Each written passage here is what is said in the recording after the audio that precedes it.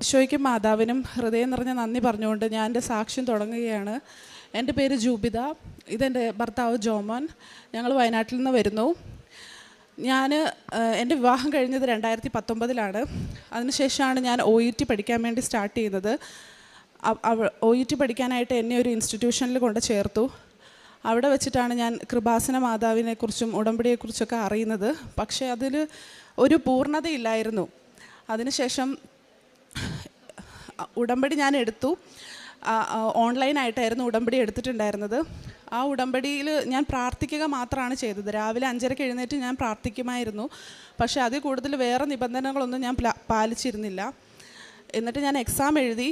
പക്ഷേ എനിക്ക് അപ്പം ഇംഗ്ലീഷിൽ അത്ര പ്രാവീണ്യക്കുറവ് മൂലം അത് കിട്ടിയുമില്ല. പിന്നെ ഉടമ്പടി കറക്റ്റായിട്ട് ചെയ്തുമില്ല. അപ്പം കിട്ടാനുള്ള ചാൻസ് കുറവായിരുന്നു. അതുപോലെ തന്നെ ഞാൻ അതിൽ തോറ്റു. അതിനുശേഷം രണ്ടാമതും എക്സാം എഴുതി. അതിലും തോറ്റു. കാരണം കോവിഡ് സമയമായിരുന്നു. പിന്നെ ക്ലാസ്സസൊക്കെ ക്ലോസ് ചെയ്തു. അപ്പോൾ ഓൺലൈനായിട്ടായിരുന്നു ക്ലാസ്. അതിൻ്റെ ഇടയ്ക്ക് ജോലി ഉണ്ടായിരുന്നു. അങ്ങനെ അത് പഠിച്ചെഴുതി. പക്ഷേ അതിലും മാർക്ക് കിട്ടാത്തത് കാരണം അതും അവിടെ ഞാൻ ഫെയിലാവുമായിരുന്നു ചെയ്തത്. അതിനുശേഷം പിന്നീട് എനിക്കൊരു കുഞ്ഞ് ജനിച്ചു. കുഞ്ഞുണ്ടായി കഴിഞ്ഞപ്പോഴും ഇനിയും പഠിക്കാൻ എല്ലാവരും എന്നോട് പറഞ്ഞു. അങ്ങനെ മൂന്നാമത്തെ പ്രാവശ്യവും അത് ഞാൻ ആത്മാർത്ഥമായി പഠിച്ചിട്ടാണ് എഴുതിയത് പരീക്ഷ. പക്ഷേ അതിലും വളരെ സങ്കടം എന്ന് പറയട്ടെ, അതിലും ഞാൻ തോറ്റു. അപ്പോൾ പഠിച്ച കാരണം എനിക്ക് കുറച്ച് വിഷമം ഉണ്ടായിരുന്നു. എന്നാലും ഞാൻ അധികം പ്രാർത്ഥനയിലോട്ട് വന്നിട്ടില്ലായിരുന്നു. അപ്പോൾ എല്ലാവരും പറഞ്ഞു, ഇത്ര നന്നായി പഠിച്ചല്ലോ, ഇനിയിപ്പം പേടിക്കണ്ട, ഒരു പ്രാവശ്യം കൂടി എഴുതുക, എന്നാൽ ജയിക്കുന്നു. അങ്ങനെ നാലാമത്തെ പ്രാവശ്യവും ഞാൻ പഠിച്ചു. പിന്നെ പ്രാർത്ഥിക്കാനും തുടങ്ങി അതിൻ്റെ കൂടെ. അങ്ങനെ ഒരു ഡേറ്റ് എടുത്തിട്ട് അതിൽ എക്സാം എഴുതി. ആ എക്സാമിന് അതുപോലെ തന്നെ പഴയ പോലെ തന്നെ ചെറിയ ചെറിയ പോയിൻറ്റുകളുടെ വ്യത്യാസത്തിൽ ഞാൻ തോക്കുകയാണ് ചെയ്തത്. അപ്പം തീരെ സഹിക്കാൻ പറ്റുന്നില്ലായിരുന്നു. ഭയങ്കര വിഷമമായിരുന്നു. അങ്ങനെ ഞാൻ തന്നെ വിചാരിച്ചു, ഇനി എന്തായാലും പരീക്ഷ എഴുതിക്കൊണ്ടിരുന്നിട്ടുണ്ടെങ്കിൽ എൻ്റെ എക്സ്പീരിയൻസ് പോവുകയുള്ളൂ. അപ്പം ഞാൻ എന്തായാലും ജോലിക്ക് കയറാമെന്ന് വിചാരിച്ചു. അങ്ങനെ കൊച്ചിനെ എൻ്റെ വീട്ടിലാക്കിയിട്ട് ഞാൻ തൊട്ടടുത്തുള്ള ഒരു ഹോസ്പിറ്റലിൽ ജോലിക്ക് കയറി. അവിടെ ജോലിക്ക് പോയി വരാൻ എനിക്കൊരു 1 മണിക്കൂർ ദൂരമുണ്ട്. ആ 1 മണിക്കൂർ ദൂരം ബസ്സിലിരുന്നുകൊണ്ടായിരുന്നു ഞാൻ പിന്നെ പൂർണ്ണമായിട്ടും പ്രാർത്ഥനയിലേക്ക് തന്നെ തിരികെയായിരുന്നു. പക്ഷെ ഞാൻ ഉടമ്പടി എടുത്തിട്ടുണ്ടായിരുന്നില്ല. അങ്ങനെ പ്രാർത്ഥിച്ച് അങ്ങനെയാണ് ഞാൻ കൃപാസനത്തെക്കുറിച്ച് കൂടുതൽ അറിയുന്നത്. അച്ഛൻ്റെ ടോക്കുകളും ധ്യാനങ്ങളൊക്കെ കൂടാൻ തുടങ്ങിയത് ആ പ്രാർത്ഥനയിലൂടെയാണ്, യാത്രയിലാണ്. അങ്ങനെ ഞാൻ പ്രാർത്ഥിച്ചുകൊണ്ടിരിക്കുമ്പം എക്സാം എഴുതണമെന്ന് തോന്നി, പക്ഷേ എഴുതിയില്ല. അതിന് മുന്നേ തന്നെ എൻ്റെ ഒരു ഫാമിലിയിൽ നിന്ന് തന്നെ എല്ലാവരും പറഞ്ഞു, ഇങ്ങനെ ഒരു കെയർ അസിസ്റ്റൻറ്റിൻ്റെ ഒരു ഓഫറുണ്ട് അയർലൻഡിലേക്ക്. അപ്പം പിന്നെ താല്പര്യമാണെങ്കിൽ അതിൻ്റെ ഇൻ്റർവ്യൂസ് അവൈലബിൾ ആണ്, അതൊന്ന് ഇൻ്റർവ്യൂ അറ്റൻഡ് ചെയ്ത് നോക്കാൻ വേണ്ടി പറഞ്ഞു. അങ്ങനെ ഞാൻ ഇൻ്റർവ്യൂ അറ്റൻഡ് ചെയ്തു. ആ ഇൻ്റർവ്യൂവിൽ ഞാൻ സെലക്റ്റായി. അപ്പോൾ അച്ഛൻ ഇവിടെ പ്രസംഗത്തിൽ, ഒരു പ്രാവശ്യത്തെ അച്ഛൻ്റെ പ്രസംഗത്തിൽ ഞാൻ കേട്ടിട്ടുണ്ടായിരുന്നു, നമ്മളത്രയ്ക്ക് സങ്കടത്തിലായിരുന്നു ഞാൻ ആ ഇൻ്റർവ്യൂ ഒക്കെ അറ്റൻഡ് ചെയ്തത്, എത്രയും പരീക്ഷ എഴുതി ജയിക്കാത്ത കാരണം. അപ്പം മാതാവ് എന്നെ ആ ഇൻ്റർവ്യൂവിൽ ജയിപ്പിച്ച് എന്നെ ലിഫ്റ്റ് ചെയ്ത് പെട്ടെന്ന് എനിക്ക് പ്രോസസ്സിങ് നടത്തി. Within 3 months. ഞാൻ വിചാരിച്ചു 1 വർഷമൊക്കെ എടുക്കും അയർലൻഡിലേക്ക് പോകാൻ. പക്ഷേ വിത്തിൻ 3 months എനിക്ക് അവിടേക്ക് എത്തി. അവിടെ ഞാൻ കെയർ അസിസ്റ്റൻ്റായിട്ട് ജോലിക്ക് കയറി. അതിനുശേഷം പിന്നെയും ഒരു പ്രതീക്ഷ എന്ന് വെച്ചാൽ അവിടെ എത്തി, ഇനിയിപ്പം ഒരു പരീക്ഷ എഴുതി എനിക്ക് അവരെ കൊണ്ടുവരാലോ എന്നുള്ള പ്രതീക്ഷയിൽ ഞാനങ്ങനെ OET വീണ്ടും പഠിക്കാൻ തുടങ്ങി. അവിടെ വെച്ച് ഒരുപാട് കുട്ടികൾ എൻ്റെ കൂടെ ഇല്ലെങ്കിലും പുറത്ത് കുട്ടികളൊക്കെ പഠിക്കുന്നുണ്ടായിരുന്നു. അങ്ങനെ അവരിൽ നിന്നൊക്കെ ചോദിച്ചറിഞ്ഞ് ഞാനൊരു ട്യൂട്ടറൊക്കെ വെച്ച് ഞാൻ പഠിക്കാൻ തുടങ്ങി. അങ്ങനെ ആ പഠിക്കുന്നതിൻ്റെ ഇടയ്ക്ക് ശരിക്കും എൻ്റെ മനസ്സിൽ ഞാൻ ഒരുപാട് പരിത്യജിക്കണം, ഒരുപാട് കാര്യങ്ങൾ ഞാൻ മാതാവിന് ഈശോയ്ക്ക് വേണ്ടി പരിത്യജിക്കണം എന്ന് എനിക്ക് തോന്നി. അങ്ങനെ എൻ്റെ ജോലി ഞാൻ അതിന് പ്രധാനമായിട്ട് ഉപയോഗിച്ചു. മറ്റുള്ളവരൊക്കെ ചെയ്യാൻ മടിക്കുന്ന പല കാര്യങ്ങളും ഞാൻ ഈശോയ്ക്ക് സമർപ്പിച്ച് ചെയ്യാൻ തുടങ്ങി.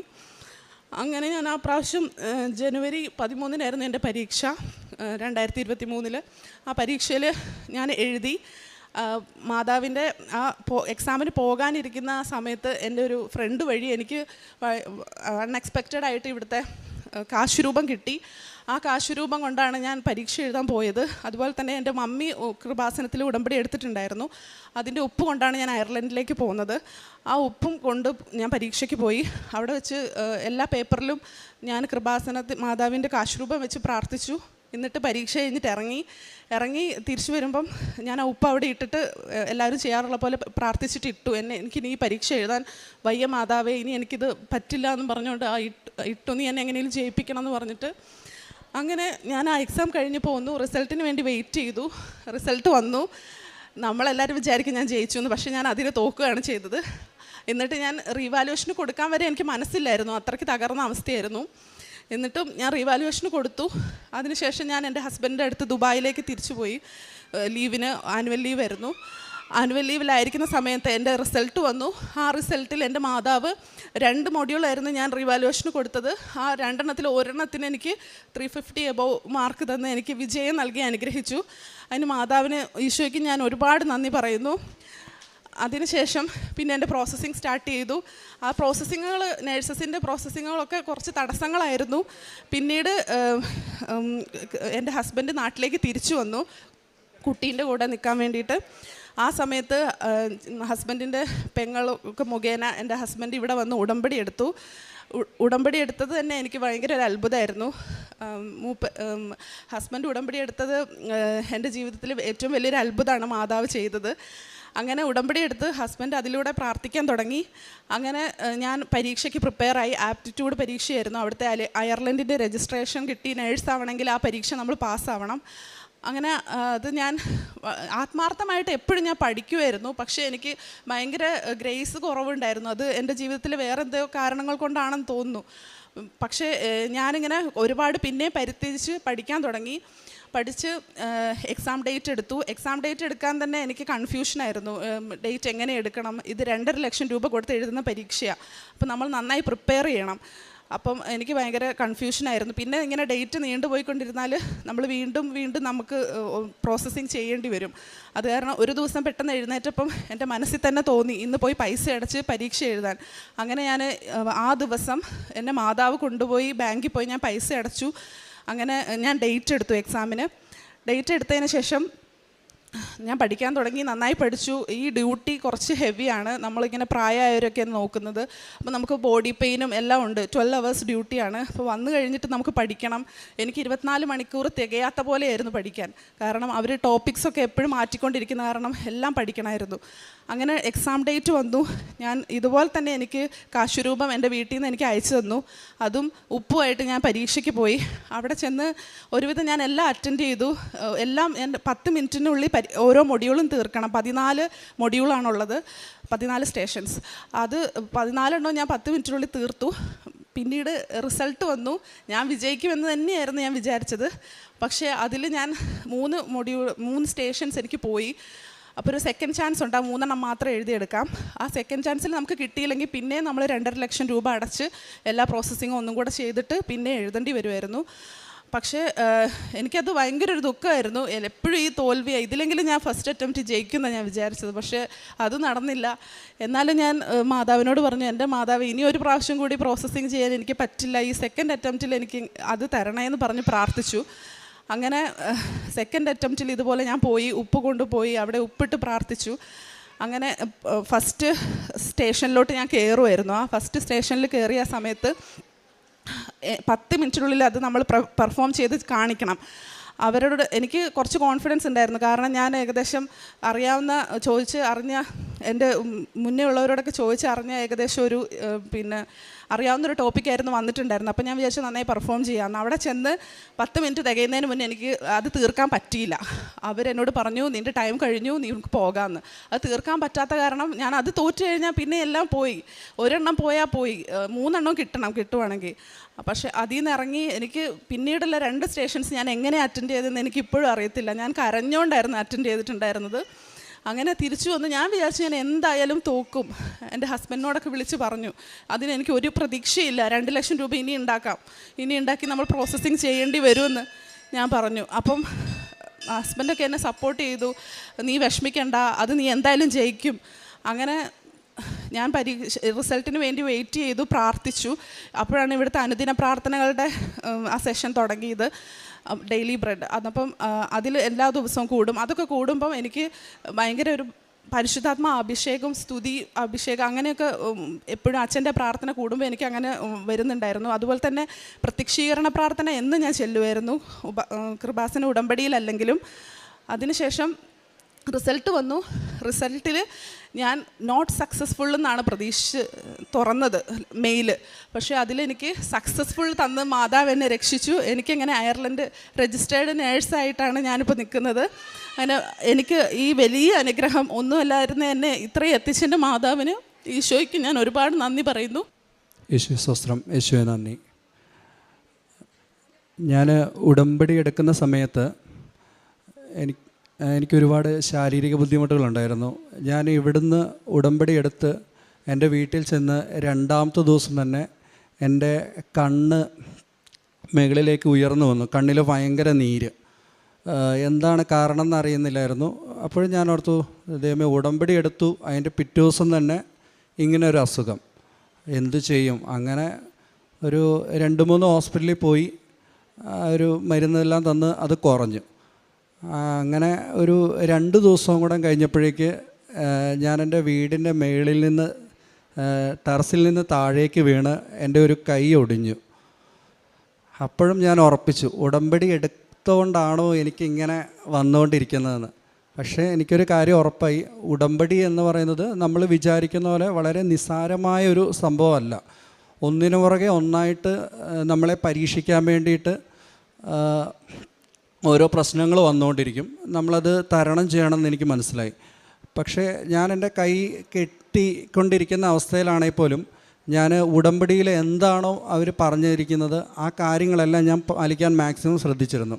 ആ സമയത്ത് നമ്മൾ വൃദ്ധസദനങ്ങളിലാണെങ്കിലോ, അതുപോലെ തന്നെ സാമ്പത്തികമായിട്ട് ആർക്കെങ്കിലും ബുദ്ധിമുട്ടുകളുണ്ടെങ്കിലോ, രോഗികളുടെ അടുത്തെല്ലാം ഞാൻ ഈ കൈയും വെച്ചുകൊണ്ട് പോകുമായിരുന്നു. പക്ഷേ അതെനിക്കൊരു ഭയങ്കര ബ്ലെസ്സിങ് ആയിരുന്നു എന്ന് പിന്നീടാണ് എനിക്ക് മനസ്സിലാവുന്നത്. പക്ഷേ അതിനുശേഷം ഉള്ള ആപ്റ്റിറ്റ്യൂഡ് എക്സാം ഫെയിലായി എന്ന് പറഞ്ഞപ്പോഴും എനിക്ക് എൻ്റെ മനസ്സിലൊരു സങ്കടമില്ല. കാരണം ഞാൻ എങ്ങനെയാണ് മനസ്സിൽ വിചാരിച്ചത്, നമുക്ക് കിട്ടാനുള്ളതാണെങ്കിൽ കിട്ടും, എന്തായാലും ഇവിടം വരെ എത്തി. പക്ഷേ എന്താണ് ഇങ്ങനെ ഫെയിലാവുന്നത്? ഞാൻ പ്രത്യേകിച്ച് ചെയ്യാത്ത ഒരു മോശമായ കാര്യങ്ങളൊന്നും ചെയ്യുന്നില്ല, പിന്നെ എന്തുകൊണ്ടാണ് ഇങ്ങനെ വരുന്നതെന്ന് ഞാൻ ചിന്തിച്ചു. അപ്പോഴാണ് എനിക്ക് ഒരു കാര്യം പെട്ടെന്ന് ദൈവം എൻ്റെ മനസ്സിലേക്ക് കൊണ്ടുവന്നത്. ഇപ്പം എൻ്റെ വീടും പള്ളിയൊക്കെ ആയിട്ട് ഏകദേശം ഒരു 2.5 കിലോമീറ്ററിന് ദൂരമുള്ളൂ. എനിക്ക് എന്നും വേണമെങ്കിലും പള്ളിയിൽ പോകാമായിരുന്നു.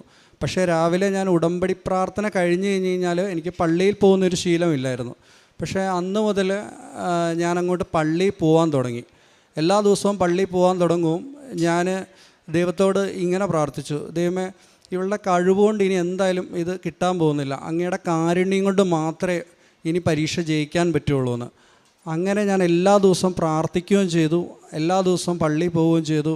എങ്കിലും പള്ളിയിൽ പോയിട്ടൊരു കണ്ടിന്യൂ ആയിട്ട് 26 27ാമത്തെ ദിവസമായിരുന്നു ഉള്ള റിസൾട്ട് വന്ന് റിസൾട്ട് സക്സസ്ഫുള്ളായത്.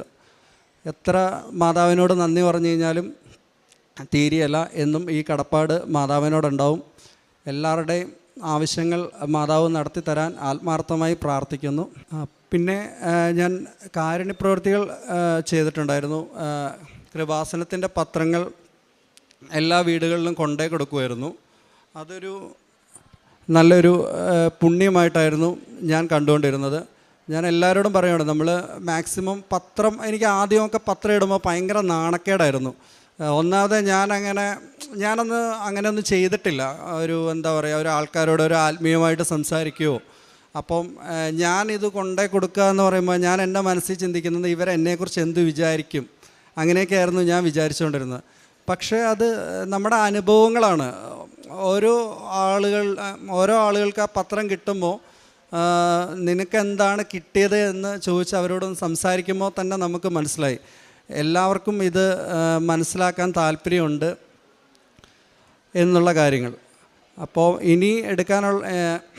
ഇനിയുള്ള എല്ലാവരോടും എനിക്ക് പറയാൻ ഒന്നേ ഉള്ളൂ, നമ്മൾ ഈ പത്രങ്ങളാണെങ്കിലും എല്ലാവരുടെയും എടുത്ത് മാക്സിമം എത്തിക്കാൻ ശ്രമിച്ചു കഴിഞ്ഞ് കഴിഞ്ഞാൽ അതുകൊണ്ട് നമുക്ക് മാത്രമല്ല ബ്ലെസ്സിങ് കിട്ടുന്നത്, മറ്റൊരു കുടുംബവും കൂടെ രക്ഷപ്പെടും. ആ ഒരു കാര്യം എല്ലാവരെയും ഓർമ്മിപ്പിക്കുന്നു. പിന്നെ ഒരു കാര്യം കൂടെ ഉണ്ട്. വൈഫ് ഇന്നലെയാണ് അയർലൻഡിൽ നിന്ന് വന്നത്. ഞങ്ങൾ ഇതുവരെ വീട്ടിൽ പോയിട്ടില്ല. എയർപോർട്ടിൽ നിന്ന് നേരെ ഇങ്ങോട്ടാണ് വന്നത്. നാളെ രാവിലെയാണ് ഞങ്ങൾ തിരിച്ച് പോയി ഞങ്ങളുടെ കുഞ്ഞിനെ കാണാൻ പോകുന്നത്. ഇത്രയും ഒരു അവസരങ്ങൾ തന്ന മാതാവിനോട് നന്ദി പറയുന്നു. ഞാനിന്ന് വന്ന് ഉടമ്പടി എടുത്തു. ഞാനത് ഓൾറെഡി തീരുമാനിച്ചതായിരുന്നു ഫസ്റ്റ് വരുമ്പോൾ തന്നെ ഇങ്ങോട്ട് വന്ന് ഉടമ്പടി എടുക്കണമെന്ന്. അതുപോലെ തന്നെ ഇപ്പം ഞാൻ പ്രാർത്ഥിക്കാതെ തന്നെ ഒറ്റയടിക്ക് എനിക്കിപ്പോൾ എല്ലാം കല്യാണം കഴിഞ്ഞ പാടെ എനിക്കിത് കിട്ടുമായിരുന്നെങ്കിൽ ശരിക്കും ഞങ്ങൾ ഈ ഒരു വിശ്വാസ ജീവിതത്തിലേക്ക് വരില്ലായിരുന്നു. ഇത് ഞങ്ങൾ രണ്ടുപേരെയും വിശുദ്ധീകരിക്കുന്നതിന് വേണ്ടിയിട്ട് മാതാവ് ഈ വഴി കൂടെ നടത്തിയതാണെന്ന് എനിക്ക് പൂർണ്ണ വിശ്വാസമുണ്ട്. മാതാവിന് ഞാൻ നന്ദി പറയുന്നു, ഈശോയ്ക്ക് കോടാനുകൂടി നന്ദി പറയുന്നു.